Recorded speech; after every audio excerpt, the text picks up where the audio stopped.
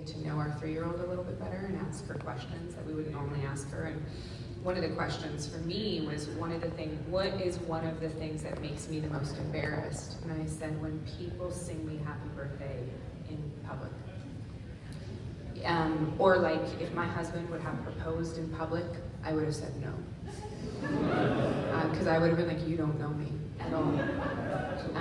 It makes me so uncomfortable having people pay attention to me when I'm like myself. Isn't that weird? Yeah. No, I get that. The public happy birthday, I don't like that. Yeah, I hate that. You got the strangers just going, happy birthday, they don't care. They want to do it because they want to go back to their meal. Yeah, exactly. And so I was an athlete and I got hurt when I was 16. I dislocated a knee that sort of ended my swimming career. And I was looking for something else that felt unattainable. That would ultimately, with a lot of therapy, that would get my parents' attention.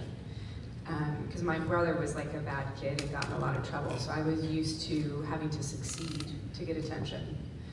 And they were always there for me, like my parents are amazing, but like he got the attention because he was in trouble, and I was the good kid that just sort of like didn't. So I would go in, and when swimming ended, I was like, what can I do that is unattainable? And I decided to be an actor. That was the solution. That was the solution. And I loved it. I loved being an actor. I loved singing. I loved dancing. I loved entertaining, people.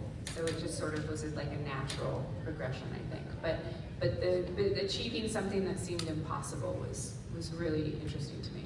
Those early parts that you have, is there a standout early in your career that started out?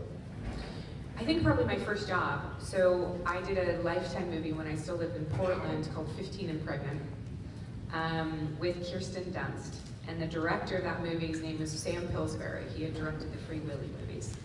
And he had 2 scenes in that movie. And he convinced my mother that there was something about me and to bring me to Los Angeles so he could introduce me to his team. And she said yes, and probably wouldn't be where I am right now.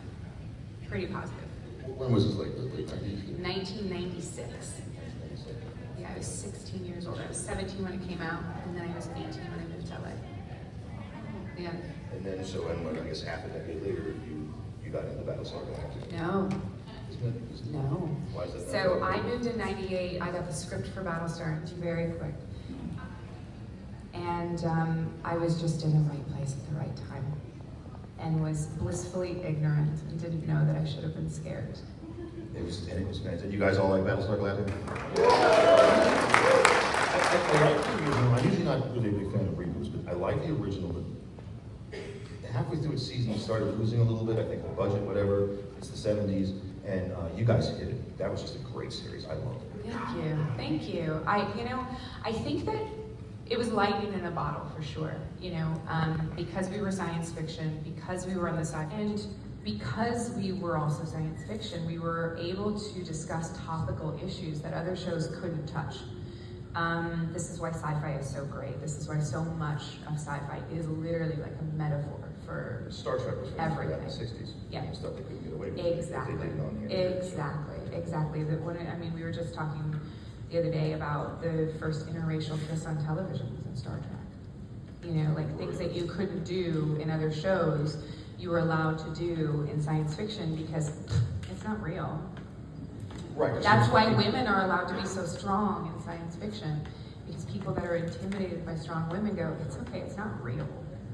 And Ron Moore, he obviously wrote Deep Space Nine, and it's great. Okay, so, but I recorded it, I know I recorded it while I was filming Battlestar. You recorded it? I'm positive I was, because I was in Vancouver.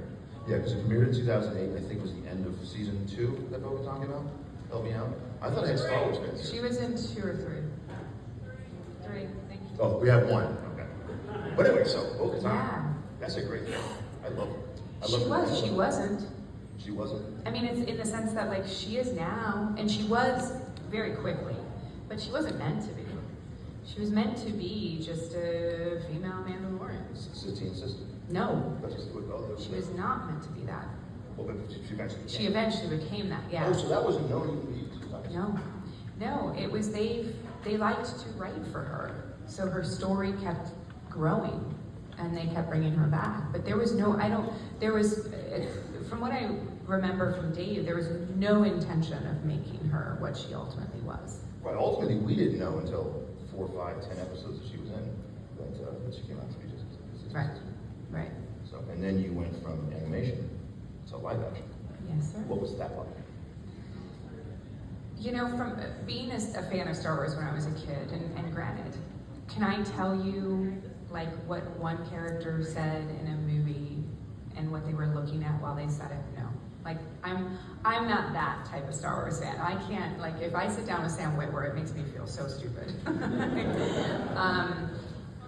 But I grew up watching Star Wars. I grew up idolizing science fiction characters and action characters, and so to be in Clone Wars was already enough. I was like, I am in Star Wars.